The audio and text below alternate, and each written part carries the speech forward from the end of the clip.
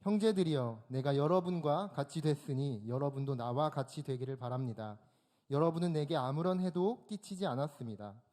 여러분이 알다시피 내가 처음에 여러분에게 복음을 전하게 된 것은 육체의 연약함 때문이었습니다. 그리고 내 육체의 연약함이 여러분에게 시험거리가 될 만한 것이었는데도 여러분은 비웃거나 멸시하지 않았고 도리어 나를 하나님의 천사처럼 그리스도 예수처럼 환영해 주었습니다. 그런데 여러분의 복이 어디에 있습니까? 나는 여러분에게 증언합니다. 여러분은 만약 할 수만 있었더라면 여러분의 눈이라도 빼서 내게 주었을 것입니다. 내가 여러분에게 진실을 말해서 여러분의 원수가 됐습니까? 그들이 여러분에게 열심을 내는 것은 좋은 뜻으로 하는 게 아니라 여러분을 이간하고자 함입니다. 이는 오직 여러분으로 하여금 그들을 열심히 따르게 하려고 하는 것입니다. 그러나 그들이 좋은 일로 여러분에게 열심을 내는 것은 내가 여러분과 함께 있을 때뿐만 아니라 언제라도 좋습니다. 내 자녀들이여, 여러분 안에 그리스도의 형상이 이루어지기까지 나는 다시 여러분을 해상하는 고통을 겪습니다. 함께 읽겠습니다. 내가 지금 여러분과 함께 있어서 내 음성을 바꾸었으면 좋겠습니다. 이는 여러분에 대해 당혹감을 느끼고 있기 때문입니다.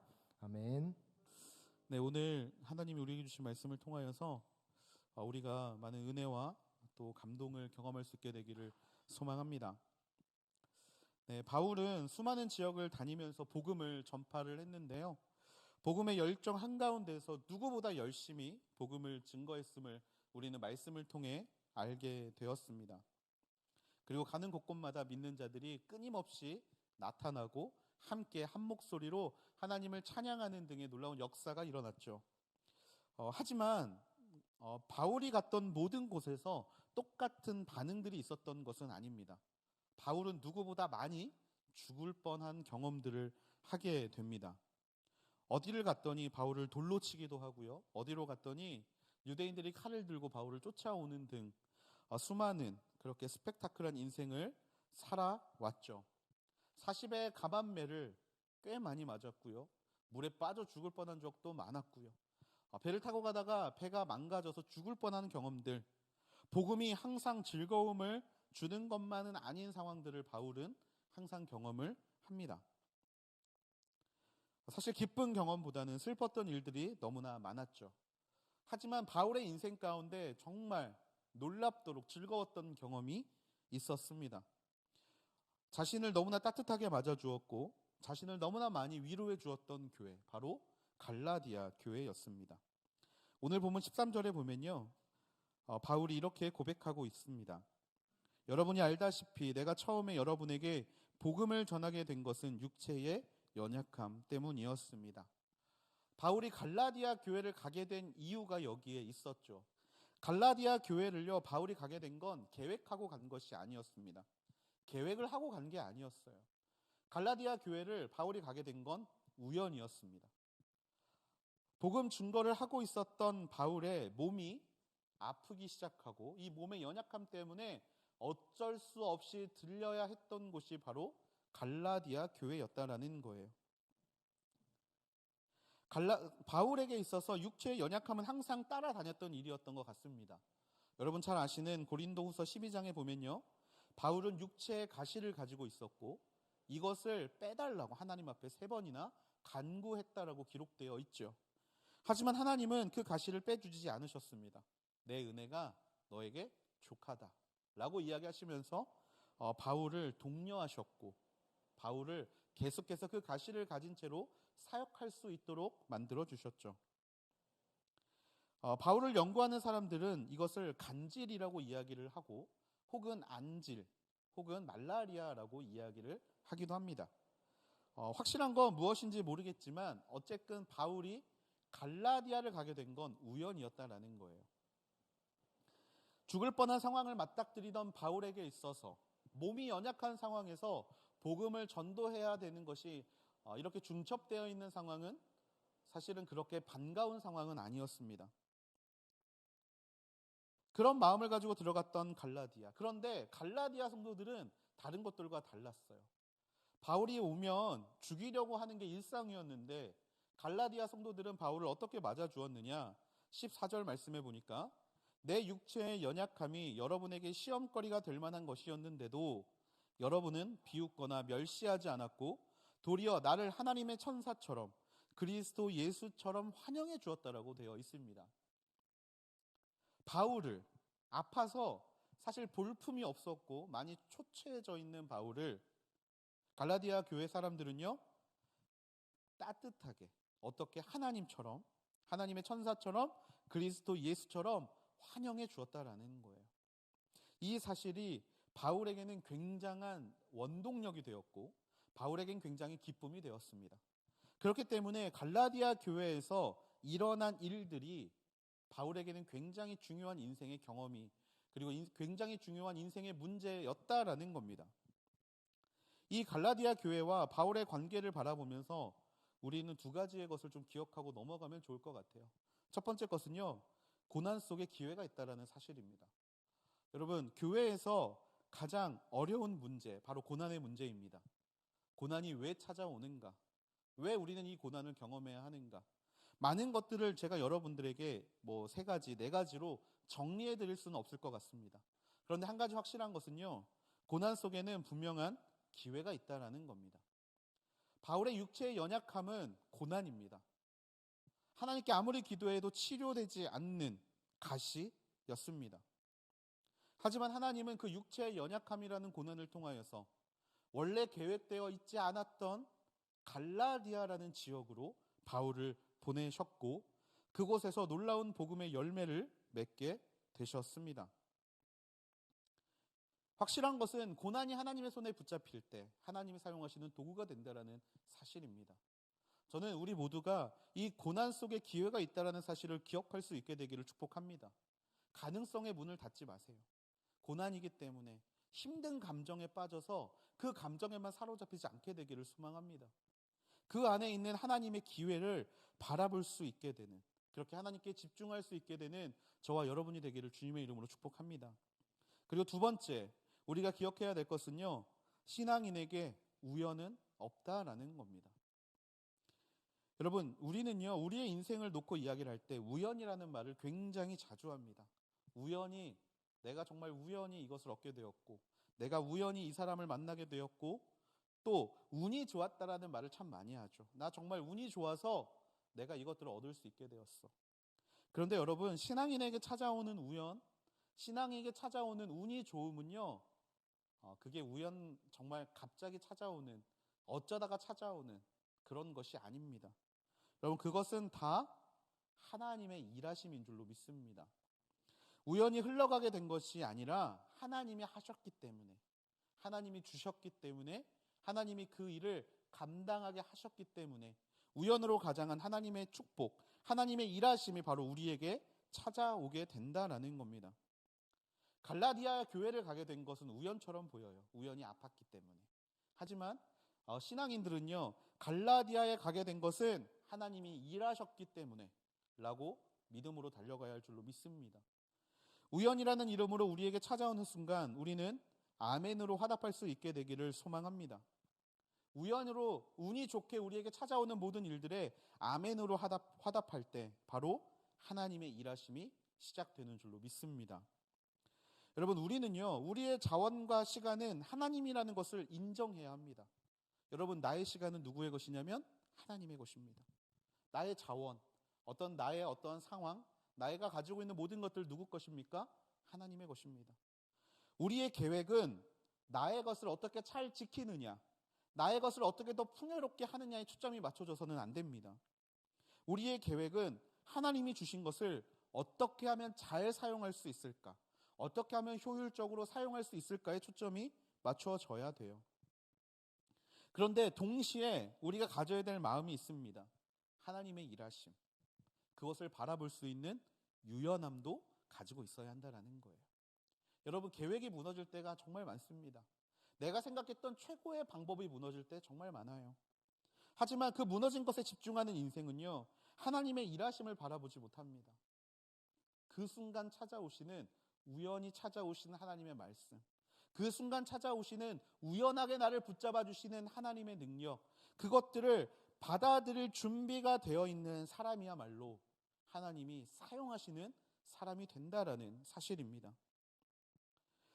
우리가 생각하고 있었던 일, 우리가 준비하고 있었던 이벤트는요, 우리에게 큰 감동을 주지는 못합니다. 그냥 끝났구나, 지나갔구나, 그냥 그렇게 흘러갔구나. 하지만 생각하지 않은 순간 찾아오는 여러 사건들은요, 우리의 인생에 더 큰 영향력을 미친다는 사실을 기억할 수 있게 되기를 축복합니다. 여러분, 우리가 진짜 보고 싶어하는 책에서는요, 인생을 바꾸는 명언 같은 것을 발견할 수 없어요. 그런데 그냥 스쳐 지나가다가 본 한 구절, 스쳐 지나가다 만나게 된 한 사람과의 대화, 여러분, 이것이야말로 우리의 인생을 변화시키는 놀라운 역사가 된다라는 것입니다. 우연히, 운이 좋아서가 아니라 하나님의 이끄심으로, 하나님의 준비하심으로 그렇게 믿고 살아간다라면 여러분, 인생은요, 너무나 재밌는 것 같아요. 인생은 항상 이벤트의 연속 아닙니까? 이벤트가 정말 빵빵 일어나면 때로는 힘듭니다. 진짜 계획되지 않은 것들이 자꾸 일어나면요. 하지만 그 이벤트가 하나님이 하시는 거라면 하나님의 우리의 인생을 정말 롤러코스터처럼 언제나 긴장을 풀지 않도록 하나님이 이끌어 가심을 믿는다면 매일의 인생이 힘이 없고 결단이 없는 인생이 아니라 즐거움의 인생으로 변하게 될 줄로 믿습니다. 바울은 갈라디아 교회를 통해 은혜를 받았습니다. 믿음의 동역자를 얻었습니다. 정말 그곳을 우연히 가게 됐지만 그곳에 하나님이 준비해 놓으신 놀라운 것들을 받게 됐을 때 바울의 인생, 바울의 마음, 또 바울의 방향이 바뀌게 됐음을 기억하며 우연히 우리에겐 없음을, 하나님이 일하심만이 있음을 기억할 수 있게 되기를 주님의 이름으로 축복합니다.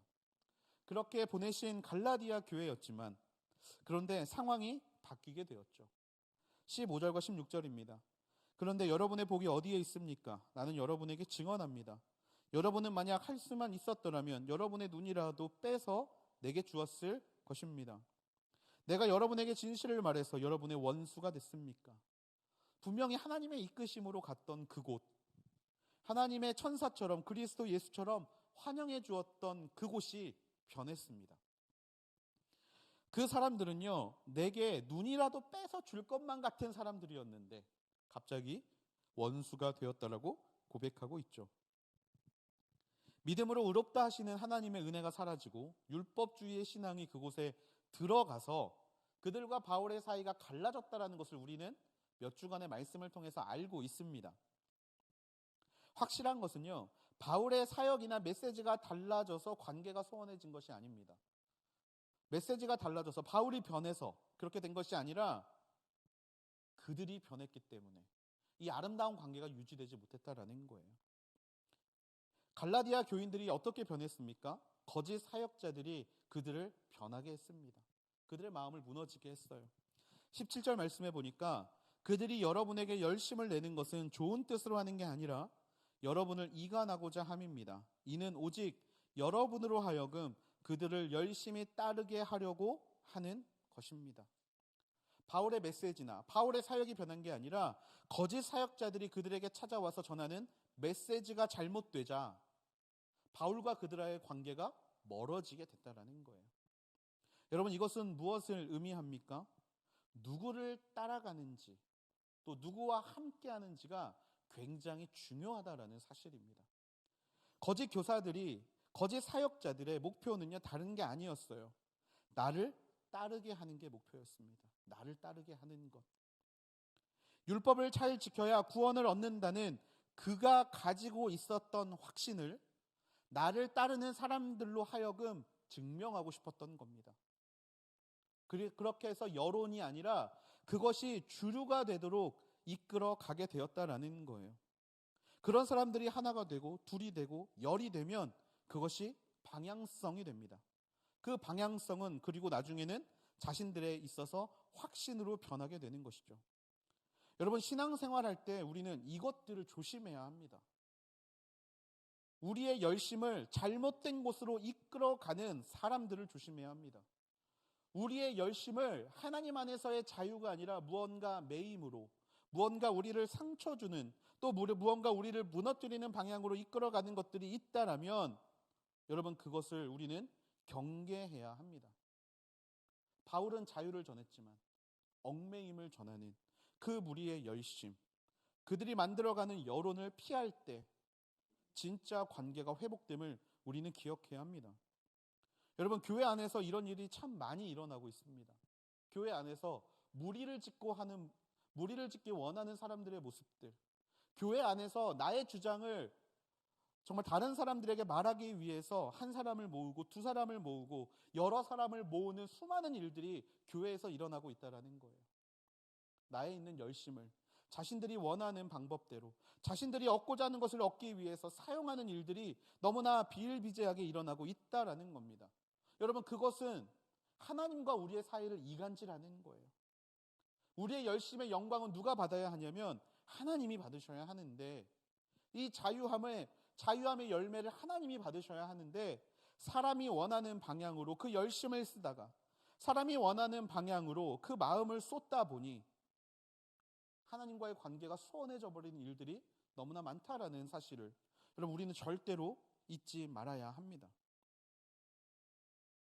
18절 말씀입니다. 그들이 좋은 일로 여러분에게 열심을 내는 것은 내가 여러분과 함께 있을 때뿐 아니라 언제라도 좋습니다. 거짓 교사들이 말하는 열심, 물론 그가 가지고 있는 열심이 옳은 곳에서 나온 것이라면 언제든지 환영합니다. 바울이 경계하는 것은 무엇입니까? 그 열심이 옳은 곳에서 나온 것이 아니라 잘못된 것에서 나오기 때문입니다. 하나님을 더 뜨겁게 믿고 싶은 열심, 하나님을 더욱더 사랑하고 싶어하는 이 열심을 쫓아갔다면 너무나 좋았는데, 그게 아니라 우리끼리 판을 나누고 우리끼리 당을 나누고 우리끼리 서로 정죄하는 모임들을 만들고 우리끼리 잘못된 모임들을 기뻐하는 그러한 방향으로 흘러가다 보니까 그 열심은 잘못된 열심이라고 바울이 이야기하고 있는 거죠. 거짓 교사들은 사람들을 자신들이 말하는 것이 올바른 것이라고 증명하기 위해서 그 사람들의 열심을 사용했습니다. 열심은 귀하지만 그 열심의 방향이 잘못된 것이죠. 잘못된 곳으로 향한 열심은 너무나 위험합니다. 그것은 나를 죽이는 도구가 될 수 있어요. 여러분, 신앙의 열심을 어떤 방향으로 사용하고 계십니까? 누군가가 잘못 알려주고 있는 방향성으로 여러분의 신앙의 열심을 사용하고 있다면 여러분, 그것은요, 나를 죽게 하는 도구가 될 수 있습니다. 우리의 열심을 이단들은 잘못된 방향으로 사용하려고 하죠. 성경 공부를 하고 싶어하는 열심을 이단들은 잘못된 것을 가르치는 방향으로 흘러가게 합니다. 그래서 우리는 분별할 수 있어야 합니다. 이 분별의 기준이 되어야 되는 것이 무엇입니까? 바로 무언가를 지켜야 하는 인생이냐, 아니면 믿음으로 말미암아 구원을 받았으니 이 구원의 기쁨을 어떻게 하나님 앞에 올려드릴까를 고민하는 인생이냐, 바로 이것이 기준이 된다라는 겁니다. 거짓 교사들은 지켜야 되는 율법, 내가 목숨을 걸어야 될 율법, 열심히 무언가를 행해야 하는 것에 초점을 맞춰져 있었지만 바울은 그것이 아니라 나의 기쁨을 감사함으로 하나님 앞에 어떻게 돌릴 수 있을까에 초점을 맞췄고 그 열심으로 갈라디아 교인들에게 권면하고, 그리고 그들이 그것을 알았을 때 진짜 하나님의 자유를 누릴 수 있게 되는 이 두 가지의 방향성을 우리는 언제나 기억할 수 있어야 합니다. 누군가가 여러분에게 강요를 하고 있다면, 누군가가 여러분에게 지켜야 될 것들을 말하고 있다면 여러분, 그것은 잘못된 것입니다. 하지만 누군가가 여러분에게 기쁨으로 하나님 앞에 이것을 어떻게 드릴까를 같이 고민하고 있다면 여러분, 그것은 하나님이 기뻐하시는 열심이라는 사실을 기억할 수 있게 되기를 소망합니다. 19절 말씀입니다. 내 자녀들이여, 여러분 안에 그리스도의 형상이 이루어지기까지 나는 다시 여러분을 해산하는 고통을 겪습니다. 바울이 바라봤을 때 갈라디아 교인들은 얽매여 있었습니다. 자유케 하는 복음에서 다시 얽매이게 하는 율법으로 돌아가 있었죠. 그리고 그 갈라디아 교인들이 올바른 방향성을 갖기를 원했습니다. 바울이 전하고 싶어 했던 방향성은 바로 그리스도의 형상입니다. 형상, 그리스도의 형상. 12절 말씀, 형제들이여, 내가 여러분과 같이 됐으니 여러분도 나와 같이 되기를 바랍니다. 바울은 갈라디아 교인들에게 권면합니다. 나와 같이 되기를 바랍니다. 여러분, 나와 같이 되기를 바란다라는 이 말이 오만해 보일 수도 있을 것 같습니다. 너희들 나와 같이 됐으면 좋겠다. 나와 같이 됐으면 좋겠다. 그런데 여러분, 이거는요, 나처럼 살으라는 말이 아닙니다. 내 행동을 따라하라는 말이 아닙니다. 내가 이렇게 하니까 너희도 나처럼 똑같이 따라해라라는 말이 절대로 아니에요. 이 말에 담겨져 있는 뜻이 무엇이냐? 바로 19절 말씀입니다. 여러분 안에 그리스도의 형상이 이루어지기를 원합니다. 바울 안에 있었던 것, 바울 안에 있었던 것이 무엇이냐면 그리스도의 형상이기 때문입니다. 우리는요, 바울을 잘 알고 있습니다. 갈라디아서 2장 20절에서 바울의 본질을 우리는 알고 있죠. 나는 그리스도와 함께 십자가에 못 박혔습니다. 그러므로 이제 더 이상 내가 사는 것이 아니라 내 안에 그리스도께서 사시는 것입니다. 바울의 본질은 내가 사는 것이 아니라 내 안에 그리스도가 사는 사람이었죠. 그래서 이제 바울이 아니라 그리스도께서 바울의 인생을 이끌어가는 그 가운데 사는 것이 바로 바울이라는 사람의 인생이었습니다. 그리고 바울은 이것을 그리스도의 형상이라고 이야기하고 있는 거예요. 나는 죽고 내 안에 예수가 사는 인생. 나는 십자가에 못 박히고 내가 사는 것이 아니라 내 안에 그리스도가 사는 인생. 바울이 말하는 그리스도의 형상의 인생입니다. 자, 여기에서 여러분, 우리가 오해하고 있는 신앙생활의 하나를 바로잡기를 원합니다.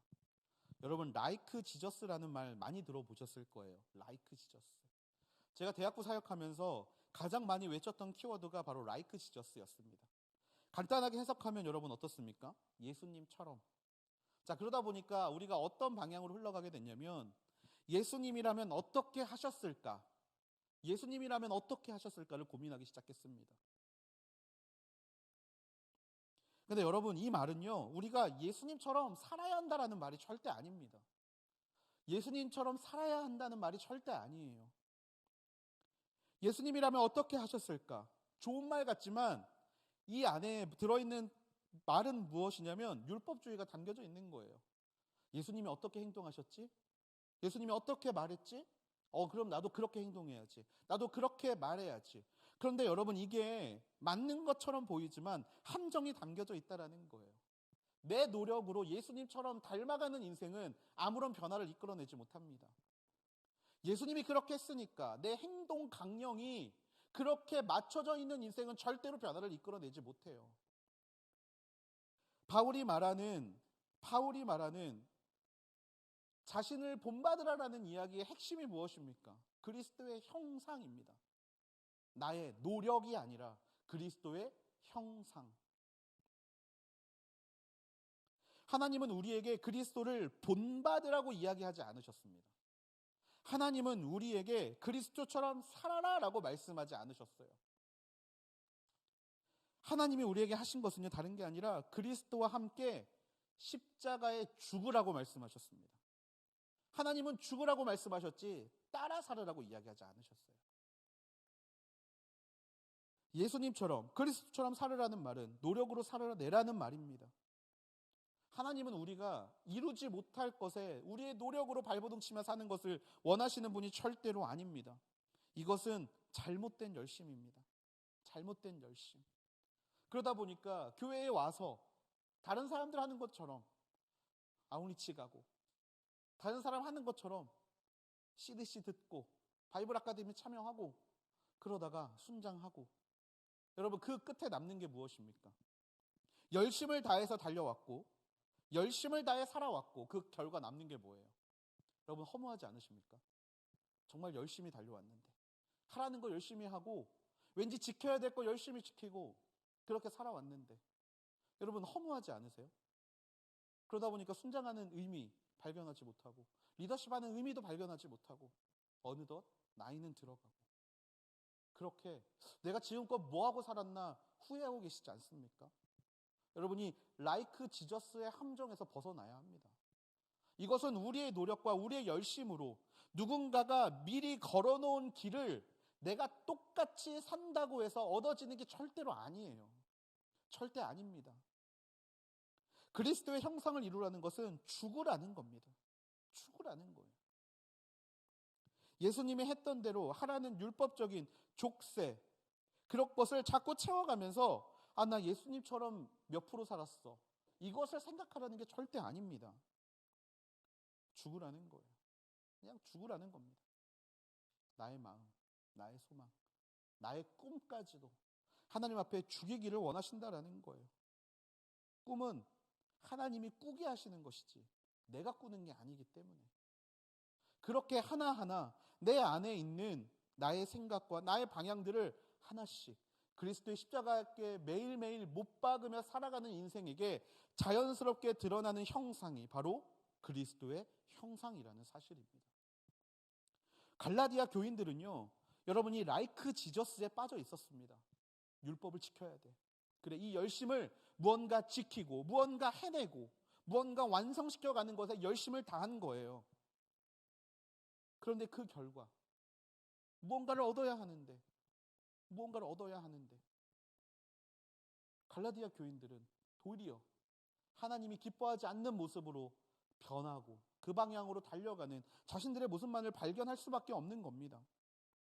내 의지가 아니라 하나님의 형상을 이루라는 나의 마음이 아니라 하나님의 그 형상의 변화를 경험하라는 이 바울의 말을 여러분 우리가 매일매일 기억할 수 있게 되기를 소망합니다.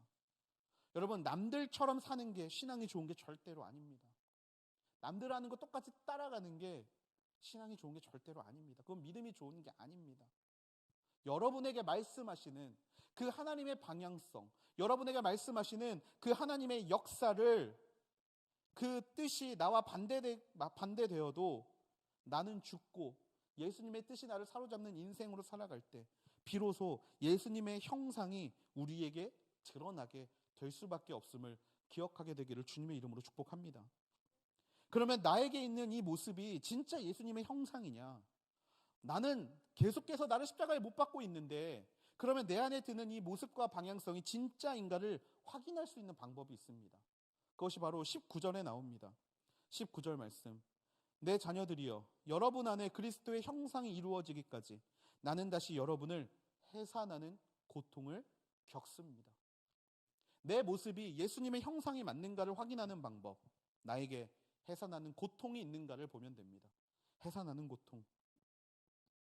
여러분, 이 해산하는 고통은 어떤 고통입니까? 이 해산하는 고통은요, 부모가 생명을 잉태하기 위해서 견디는 고통입니다. 엄마가 자녀를 이 세상에 내보내기 위해서 겪는 진통입니다.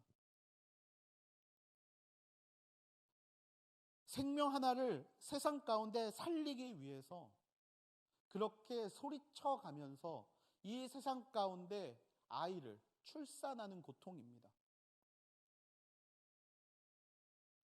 16절 말씀에 바울이 이렇게 이야기합니다. 내가 여러분에게 진실을 말해서 여러분의 원수가 됐습니까?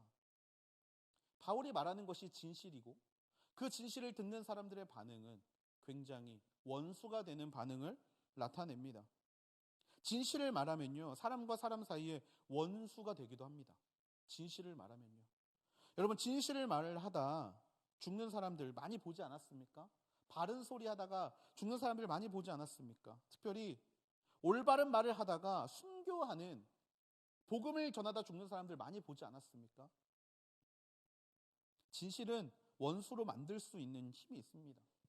진실은 그것을 따르기 싫은 사람에게 그 마음을 후벼 파는 것이기 때문에 그들의 심장을 쪼개는 것이기 때문에 원수가 될 수도 있어요. 하지만 대부분의 사람들은요, 그 사랑 때문에 말하는 진실을 제대로 깨닫지 못하고 대부분의 사람들은요, 그냥 너는 떠들어라. 근데 나는 너랑 상대하지 않을게. 라고 그 자리를 피하는 경우가 대부분입니다.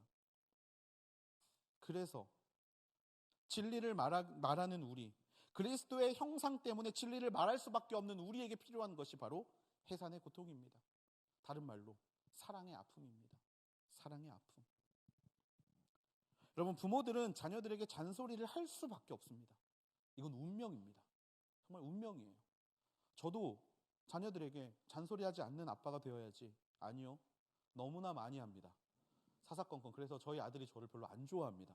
아빠 잔소리가 너무 많다고. 근데 여러분, 이거는요, 운명인 것 같아요. 왜? 자녀들이 올바로 자랐으면 하기 때문에. 여러분, 다들 잘 알지 않습니까?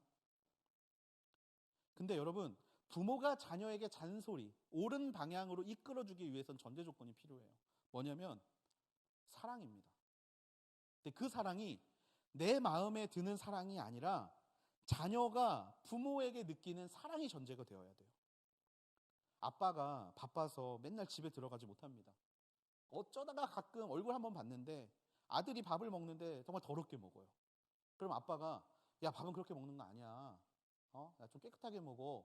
라고 말을 하죠. 그때 자녀가 받는 느낌은요, 아빠가 자기를 사랑해서 하는 말이라고 느끼지 않습니다. 아이가 언제 사랑을 느끼냐면 친밀할 때 사랑을 느껴요. 아빠가 아침부터 저녁까지 자기와 함께 있어주고, 아빠가 자기가 놀 때 옆에 앉아서 같이 놀아주고, 아빠가 자기가 무언가를 하기 원할 때 와서 자기와의 이 시간을 쌓아가는 아빠의 말은요, 아이가 듣습니다. 왜? 아빠는 나를 사랑하는 사람이기 때문이에요. 이 사랑의 관계가 있어야 자녀도 부모의 마음을, 부모의 이야기를 듣습니다. 바울이 19절에 갈라디아 교인들에게 그리스도의 형상이 이루어지기 위해서 해산의 고통을 겪는다고 본인의 입으로 말합니다. 우리의 관계, 이 사랑의 관계에서 나는 그것을 감당하겠다. 너희들이 아무리 나에게 뒤통수를 치더라도, 너희가 아무리 나를 밀어내고, 너희가 아무리 나를 이상한 사람이다, 자격증이 없는 사람이다, 사도가 아니다 라고 정죄하고 비난한다 하더라도 나는 너희를 절대로 포기하지 않겠다라는 사랑의 결단이 바울의 입에서 나오는 거예요. 생명을 살리는 고통, 사랑의 고통입니다. 바울은 거짓 교사들과 자신들이 같지 않다라고 이야기를 하고 있어요. 그리고 그 근거, 내 안에 있는 그리스도의 형상을 나타내는 근거로 사랑을 이야기합니다. 여러분, 사랑이 무엇입니까? 내 마음대로 감당하는 게 사랑입니까? 아니요. 사랑은 오래 참는 겁니다. 사랑은 온유한 거고요. 사랑은 성내지 아니하는 거고, 한마디로 사랑은 내 감정이 중요한 게 아니라 상대방의 감정이 중요한 게 사랑입니다. 이 사랑의 모습이 언제 일어날 수 있느냐? 바로 우리가 죽고 내 안에 그리스도의 형상이 드러날 때 이 사랑의 모습이 나올 수밖에 없는 거예요. 그래서 여러분, 우리를 계속해서 점검해 보아야 합니다. 내 안에 그 사랑이 있나? 내 뜻대로 되지 않아도 감사하면서 품어줄 수 있는 마음이 있는가? 아니면 왠지 내 뜻대로 되지 않으면 상대를 정죄하고, 내 뜻대로가 되지 않으면 상대를 비난하고, 우리의 모임에서 상대를 쫓아내고 싶어하고, 그런 모습이 있는가? 우리는 계속해서 우리를 돌아봐야 해요. 사랑이 없는 것은 그리스도의 형상이 아닙니다. 해산의 고통이 없는 건 그리스도의 형상이 아닙니다. 거짓 교사들은 바울을 쫓아가는 사람들을 정죄했습니다. 바울의 출신을 정죄했고, 바울이란 사람을 욕했고, 그렇게 바울이라는 존재를 품으려는 모습은 전혀 없고, 도리어 바울을 어떻게든 무리에서 쫓아내려고 하는 사람이었어요. 여러분, 열매만 봐도 그들이 그리스도의 형상을 가지고 있지 않은 사람임을 우리는 너무나 잘 알고 있지 않습니까? 저는 사랑하는 우리 요셉 청년부 안에 이 그리스도의 형상, 사랑의 열매가 있게 되기를 주님의 이름으로 축복합니다. 여러분, 우리가 좀 무서운 공동체면 어떻습니까? 이 안에 들어와서 사랑을 느낄 수 있다라면, 여러분, 우리가 밖에서 보기에 정말 능력이 없는 공동체로 보여지면 어떻습니까? 이 안에 들어왔는데 사랑이 넘치면 그거야말로 예수님의 가장 큰 선물 아닙니까? 그거야말로 그리스도의 형상에 합당한 열매 아닙니까? 세상의 말과 세상의 시선은 우리에게 별로 중요하지 않습니다.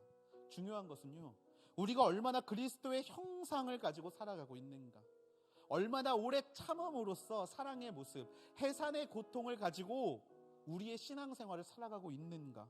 여러분, 이것이 중요한 것 아니겠습니까? 내 안에 그리스도의 형상이, 내가 죽고 예수께서 살아나서 그 예수님의 사랑으로 다른 사람들을 기다려주고 품어주고 안아줄 수 있는 사랑의 열매까지 예수님께서는 우리에게 주셨습니다. 이제 우리는 그것을 가지고 그리스도의 형상을 나타내는 사람으로 이 세상, 우리가 살아가는 모든 자리를 달려가야 할 줄로 믿습니다. 여러분, 다시 한번 권면합니다. 어떻게 하면 예수님처럼 살까? 어떻게 하면 예수님을 따라 살까를 고민하는 인생이 아니라 내 생각을 죽이고 내 마음을 죽이고 어떻게 하면 예수님이 기뻐하실까를 고민할 수 있는 저와 여러분이 되기를 주님의 이름으로 축복합니다. 어떻게 하면 내가 예수님께 영광이 될 수 있을까? 어떻게 하면 내가 그리스도의 향기로 살아갈 수 있을까? 어떻게 하면 내가 그리스도의 편지로 살아갈 수 있을까? 어떻게 하면 나의 이 감사를 하나님께 온전히 올려드릴 수 있는 인생으로 살 수 있을까? 여러분, 이것을 고민할 수 있는 우리 모두가 되기를 소망합니다. 예수님은 죽기 위해 오셨고, 예수님은 죽음을 통하여 저와 여러분을 그리스도의 형상 안에 들어갈 수 있도록 만들어 주셨습니다.